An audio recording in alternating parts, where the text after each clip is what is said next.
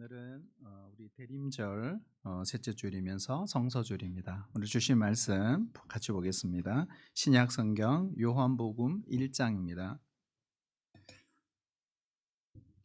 요한복음 1장 우리 1절로 3절 그리고 14절인데요. 우리 찾으셔서 우리 같이 읽도록 하겠습니다. 우리 같이 읽을까요? 1장 요한복음 1장 1절입니다. 같이 읽겠습니다. 시작. 태초에 말씀이 계시니라. 이 말씀이 하나님과 함께 계셨으니 이 말씀은 곧 하나님이시니라. 그가 태초에 하나님과 함께 계셨고 만물이 그로 말미암아 지은 바 되었으니 지은 것이 하나도 그가 없이는 된 것이 없느니라. 14절. 말씀이 육신이 되어 그하심에 우리가 그의 영광을 보니 아버지의 독생자의 영광이요 은혜와 진리가 충만하더라. 아멘. 요한은 예수님이 가장 사랑하셨던 제자입니다. 12제자 가운데 가장 오래 생존했고요. 그는 요한복음, 요한1서, 요한2서, 요한3서 그리고 요한계시록을 기록하게 됩니다.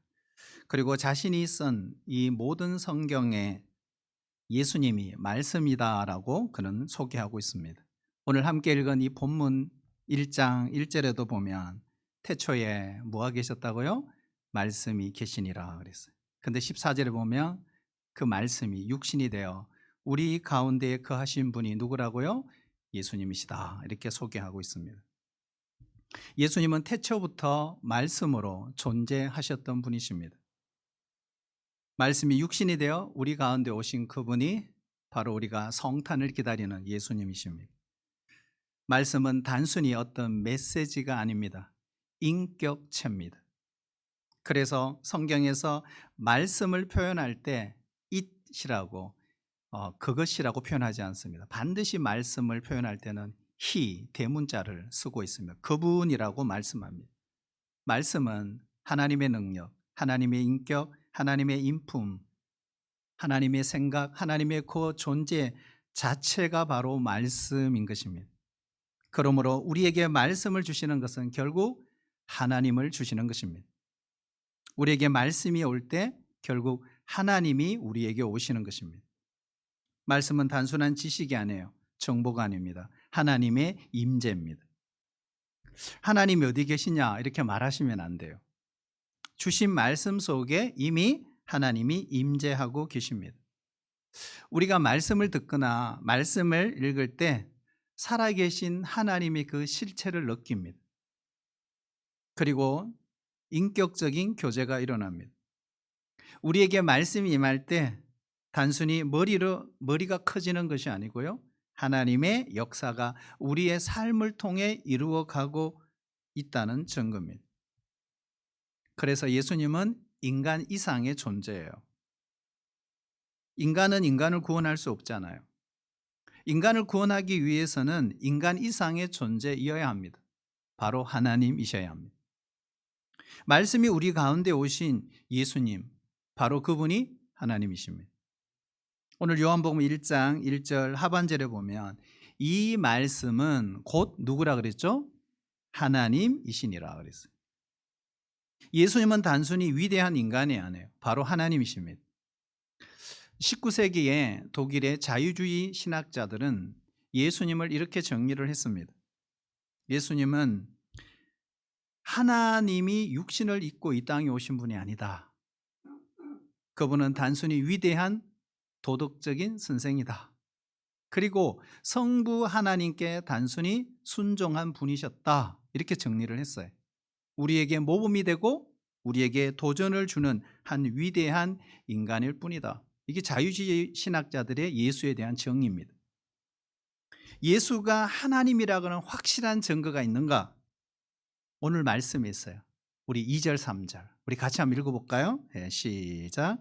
그가 태초에 하나님과 함께 계셨고 만물이 그로 말미암아 지은 바 되었으니 지은 것이 하나도 그가 없이는 된 것이 아멘. 아멘이시죠? 예수님은 태초에 하나님과 함께 계셨다. 그렇죠. 함께 계셨다. 뿐만 아니라 만물이 그로 말미암아 지은 바 되었다. 이렇게 말씀합니다.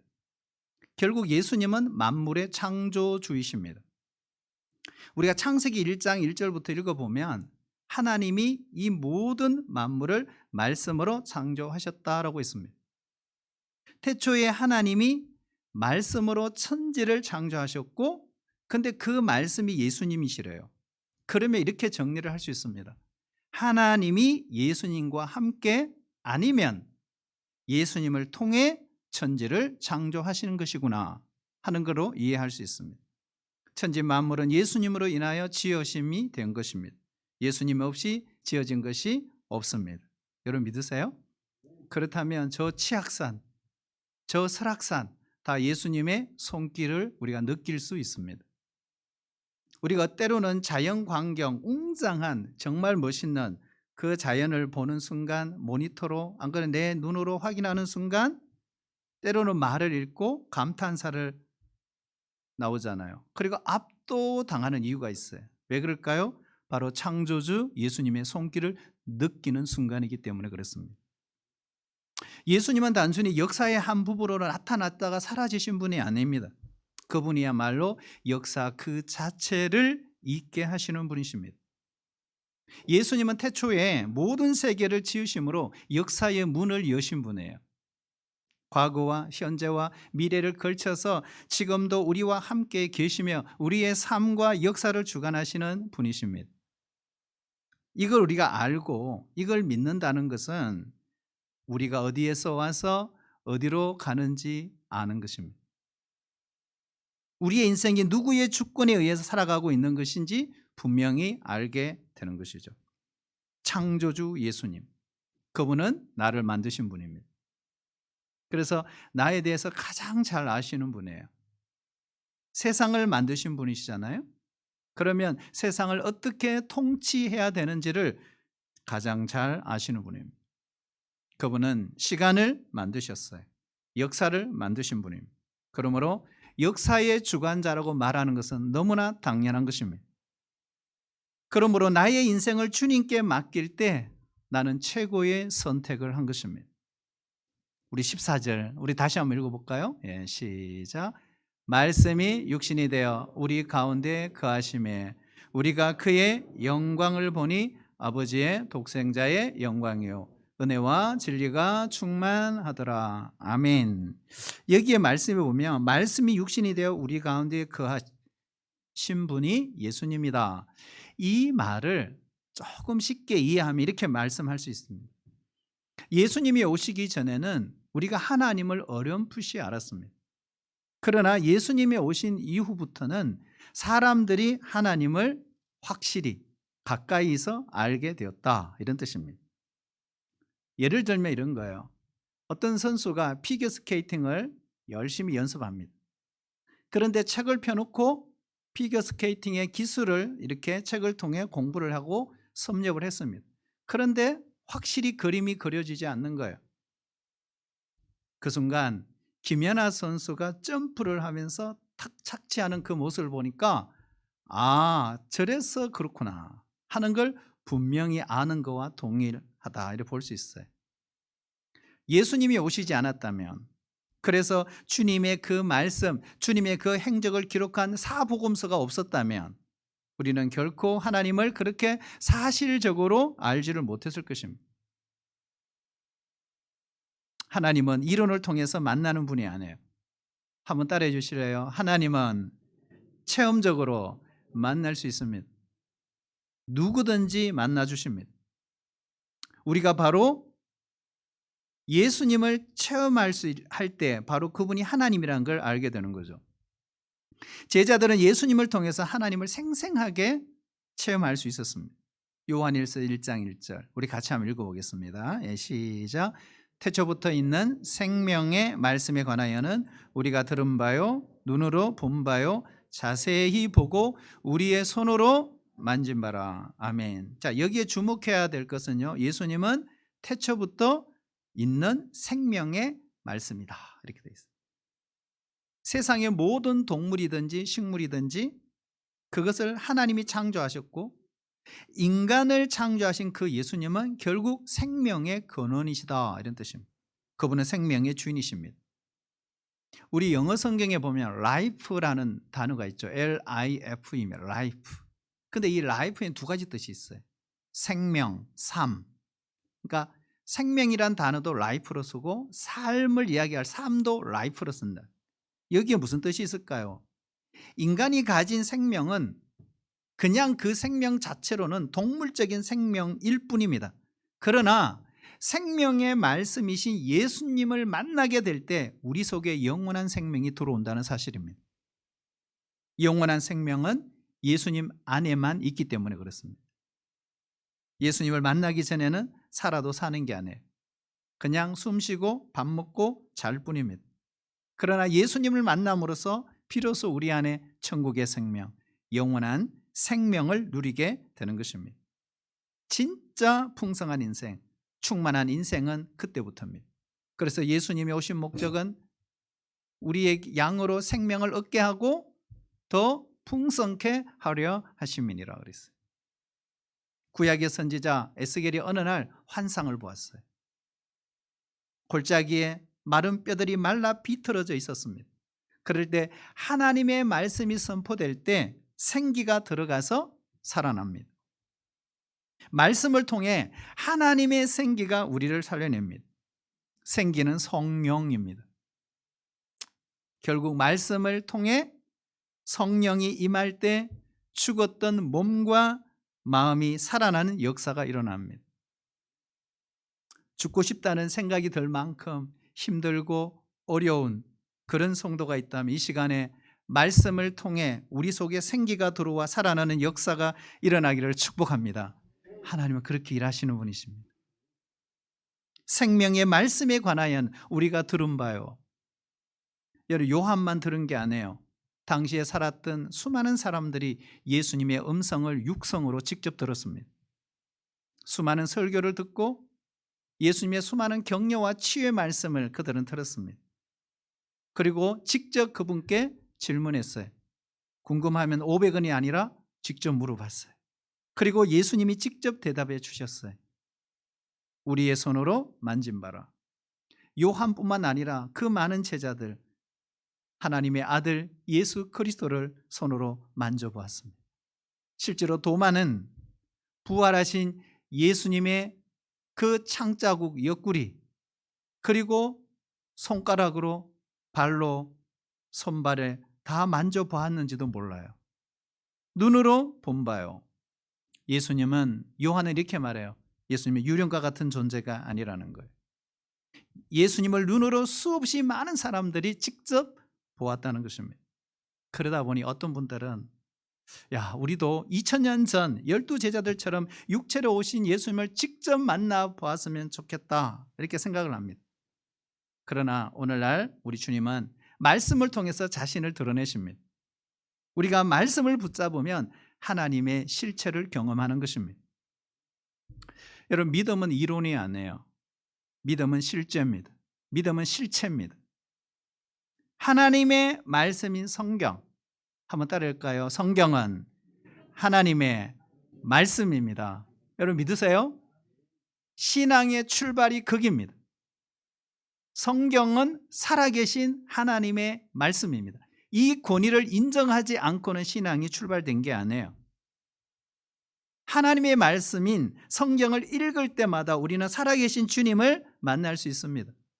그분의 생각을 알 수 있고, 그분의 마음을 이해할 수 있고, 그분의 사랑을 느낄 수가 있습니다.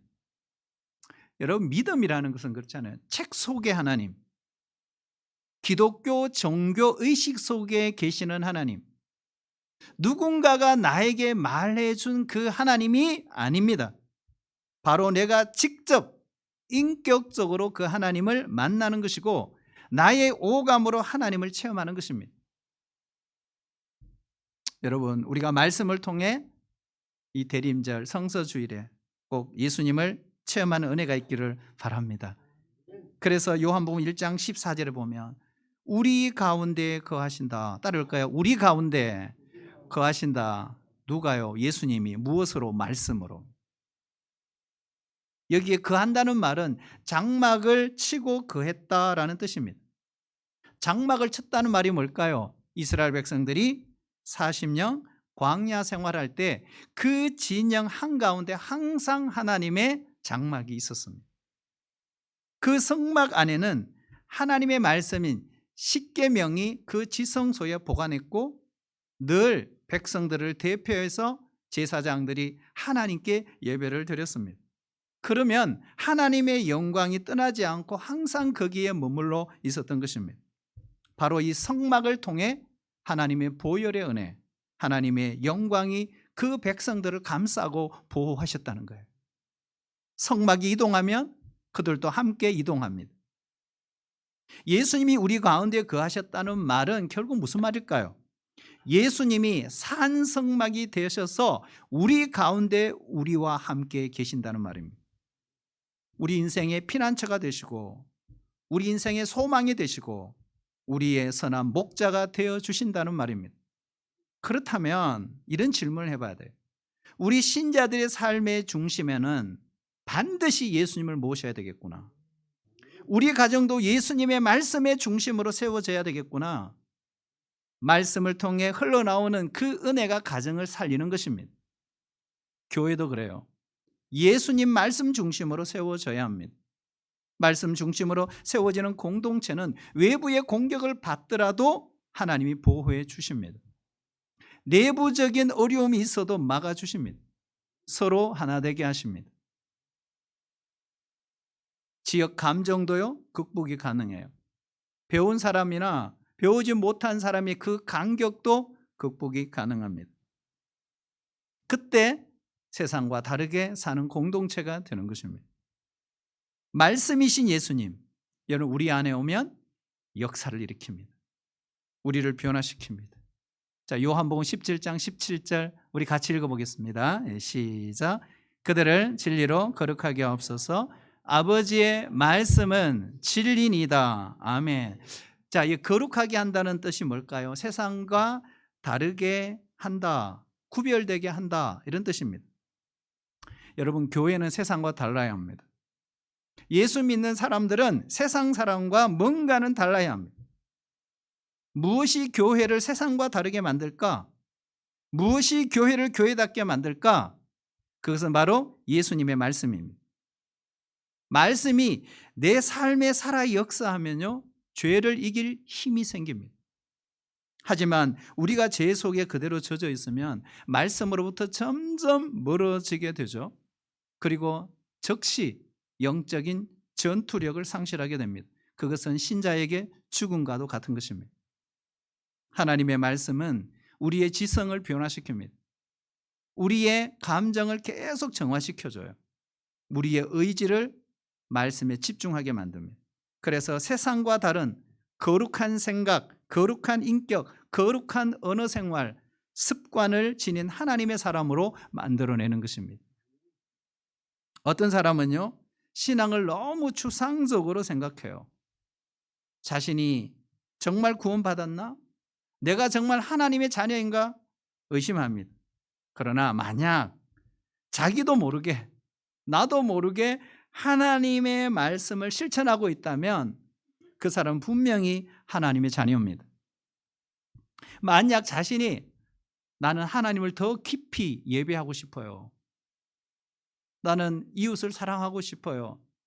가난한 자를 돌보고 싶어요. 하나님의 일을 정말 기쁜 마음으로 하고 있다면 그 사람은 하나님이 기뻐하시는 자녀입니다. 결코 자기 열심만으로 지속적으로 하나님 말씀대로 살아가는 것은 불가능합니다. 자, 요한일서 2장 5절 우리 같이 한번 읽어볼게요. 시작. 누구든지 그의 말씀을 지키는 자는 하나님의 사랑이 참으로 그 속에서 온전하게 되었나니 이로써 우리가 그 안에 있는 줄을 아노라. 아멘이죠. 진짜 그렇죠. 그 말씀을 지키는 게 내 힘으로 안 된다 이 말이에요. 내 안에 주님이 계시기 때문에 가능하다 이런 말이잖아요. 여기 보면 말씀을 지킨다는 말은 뭘까요? 계속해서 이런 뜻입니다. 계속해서 말씀대로 산다는 뜻입니다. 우리가 주의 말씀대로 계속 살다 보면 그것이 영적인 습관이 되는 거예요. 그래서 그게 거룩한 습관이 되는 거죠. 이렇게 할 수 있는 것은 내 힘이 아니라는 거예요. 예수님이 우리 안에 계시기 때문이다 라고 성경 말씀합니다. 말씀이신 예수님이 우리 안에 계시면 우리를 통해서 생각하게 하시고 움직이게 하시고 계속해서 말씀하시는 거예요. 이렇게 말씀을 통해 계속 교제를 나누다 보면 자기도 모르게 내가 예수님처럼 살아가고 있는 것입니다. 자, 요한일서 2장 6절도 한번 볼까요? 우리 같이 읽겠습니다. 시작. 그의 안에 산다고 하는 자는 그가 행하시는 대로 자기도 행할지니라. 아멘. 여러분, 예수님이 이 땅에 계셨을 때 어떤 일을 행하셨을까? 많은 일을 행하셨죠. 저는 그걸 첫 번째로 꼽고 싶은 게 예수님은 기도하셨다. 자기 자신을 늘 하나님의 뜻에 맡기셨습니다. 그리고 청중들에게, 대중들에게, 그리고 제자들에게 하나님의 이야기를 들려주셨습니다. 가난하고 병든 사람들을 늘 돌봐주셨습니다. 하나님의 자녀된 우리 안에는 이렇게 말씀이 살아 역사하면 나도 모르게 예수님처럼 그렇게 사는 사람이 되는 것입니다. 말씀이신 예수님, 그분이 내 안에 거하시면 가만히 내 안에서 계시지 못하시잖아요. 그분은 말씀을 통해 우리 인생에 개입하세요. 그러면 안 된다. 그만두라. 너 잘못하고 있어. 개입하세요. 그리고 가르쳐 주세요. 그리고 우리를 다스리십니다. 말씀을 거부하는 것은 결국 예수님의 다스림을 거부하는 것입니다. 그렇게 되면 인생은 파탄이 나는 겁니다. 구약의 여호수아서를 우리는 묵상을 했습니다. 그 여호수아서의 전체 내용, 스토리를 쫙 읽어보면 뭐예요? 승리의 드라마를 기록해 놓은 것입니다. 약속의 땅을 정복하고 하나님의 꿈이 이스라엘의 꿈이 되어 현실이 되는 기적의 드라마, 이게 여호수아서입니다. 그러나 여호수아서 이후에 등장하는 다음 사사기, 우리가 지금 얼마 전에 사사기를 끝냈잖아요. 이와는 정반대예요. 이스라엘 전체가 무법천지가 됐어요. 폭력과 음란과 우상 숭배로 가득 찼습니다. 그 결과 어떻게 됐습니까? 이방 나라의 압제를 당하고 고통에 신음합니다. 무엇이 문제였습니까? 바로 여호수아의 죽음 때문입니다. 여호수아는 히브리어로 예슈아라고 합니다. 이 예슈아는 예수님의 히브리어 이름과 발음이 똑같아요.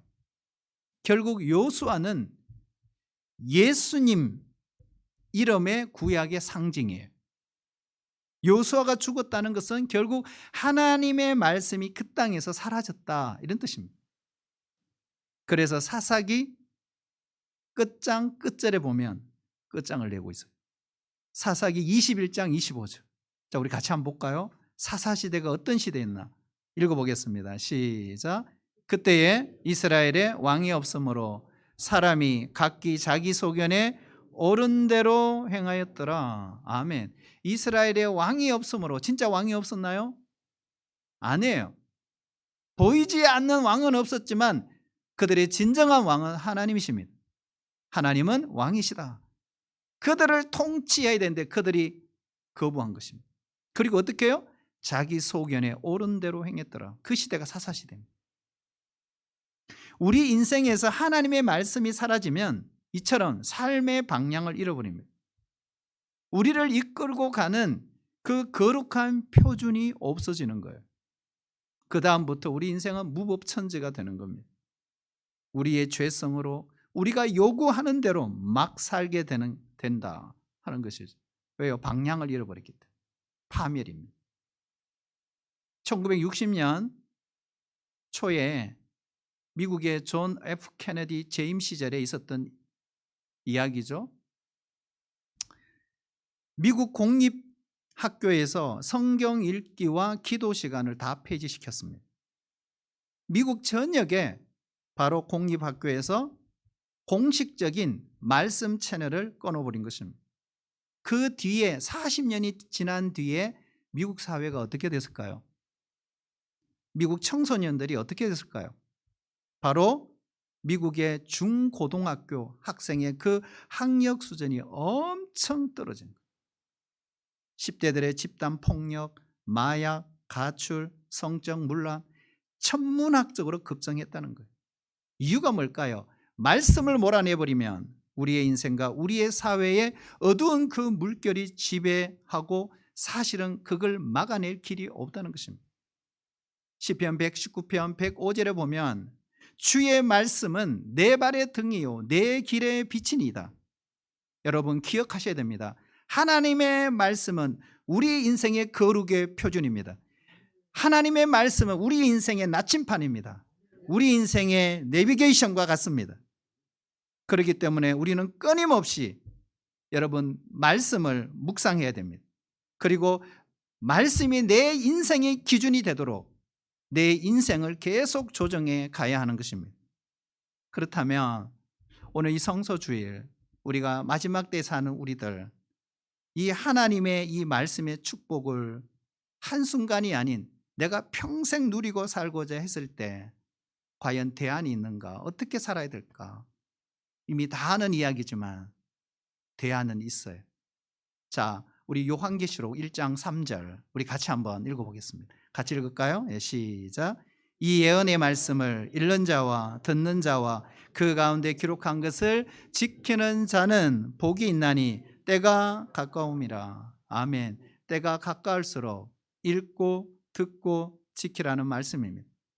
우리가 너무 잘 아는 말씀이에요.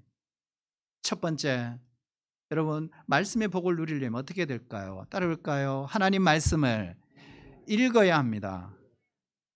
읽으셔야 돼요. 우리가 성경 말씀을 부지런히 읽어야 됩니다. 과거에는 성경이 흔하지 않았습니다. 초대교회 때는 성경이라는 자체가 없습니다. 두루마리밖에 없어요.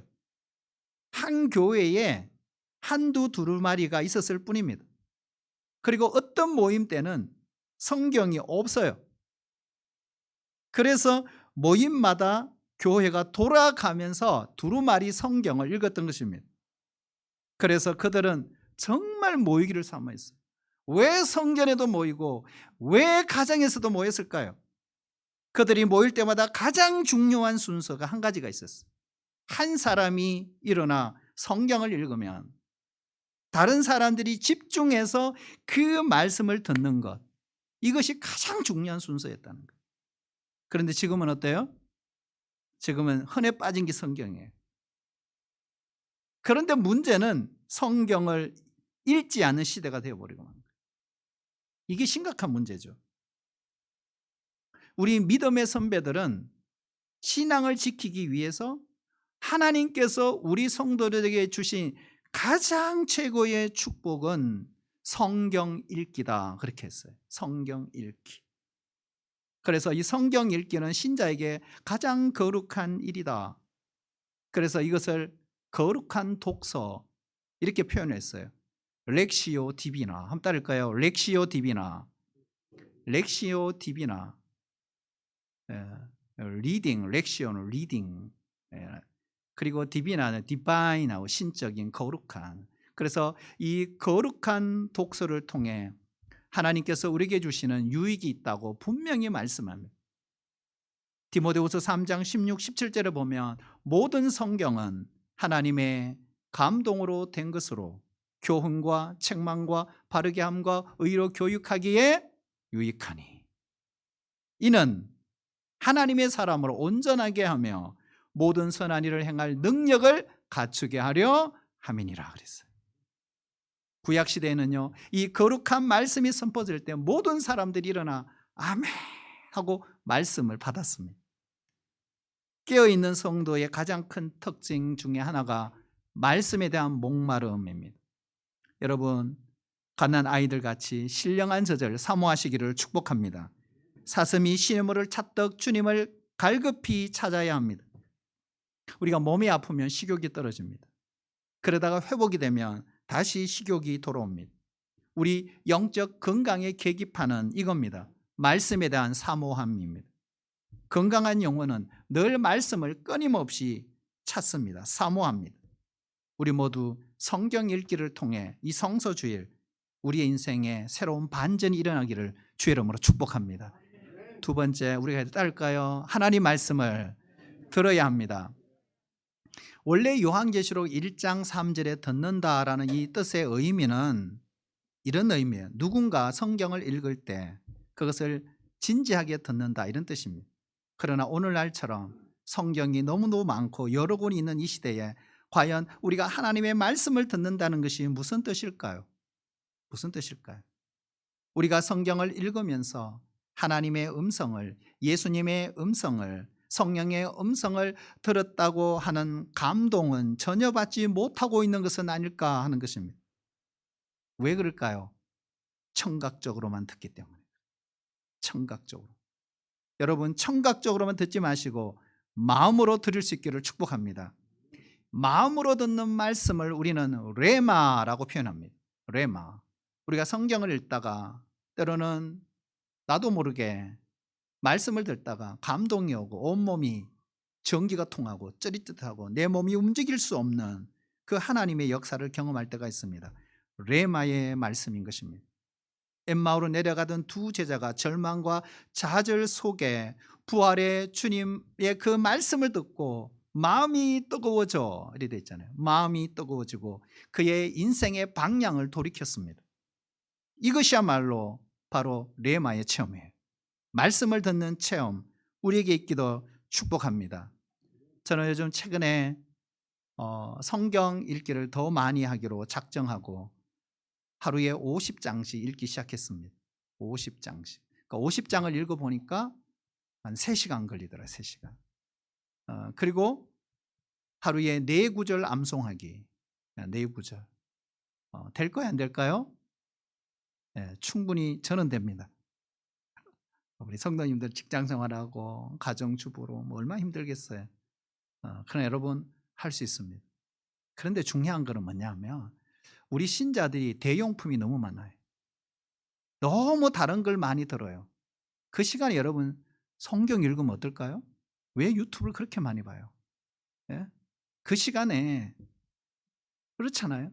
그 시간에 성경 읽으면 훨씬 더 큰 풍성한 은혜가 옵니다. 마지막으로 한번 볼까요? 따라 볼까요? 하나님 말씀을 지켜야 합니다. 자, 우리가 말씀을 읽고 듣는 것도 중요하지만 궁극적으로 더 중요한 것은 말씀을 삶의 자리에서 살아내는 것입니다.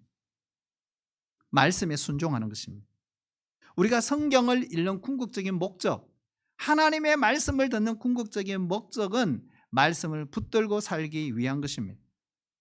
여러분, 그때 하나님의 말씀이 내 인생의 등불이 되는 것입니다. 축복이 되는 거예요.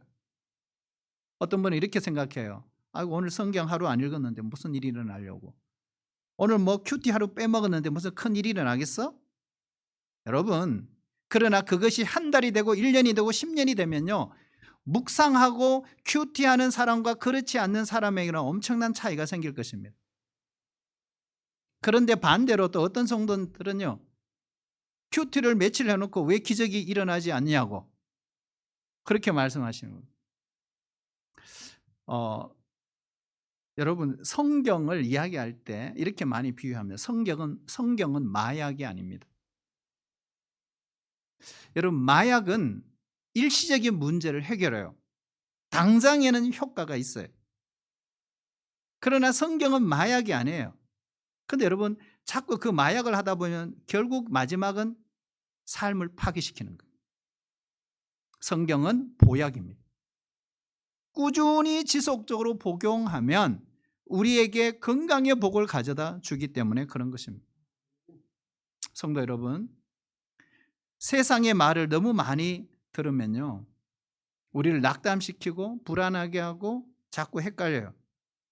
그러나 예수님의 말씀을 들으면요, 정말 신기하게도 우리의 마음에 평안이 와요. 담담이 와요. 내 마음이 풍성해요. 본인이 알아요. 우리가 다 말씀을 통해 주님의 임재를 새롭게 체험하고 세상을 이길 수 있는 영적 파워를 하나님이 주시기를 주의 이름으로 축복합니다. 우리 같이 한번 기도하겠습니다. 주님, 오늘 성서주에 우리 모두에게 은혜를 주시옵소서. 예수님은 태초부터 계셨던 창조주 하나님이심을 믿습니다. 그분은 말씀이셨고 그 말씀이 우리와 함께 계십니다. 지금도 우리 안에 역사하는 줄로 믿습니다. 말씀이신 주님, 우리 각자에게 때에 맞는 말씀의 은혜로 우리를 새롭게 하여 주시옵소서. 예수님의 이름으로 간절히 기도하옵나이다. 아멘.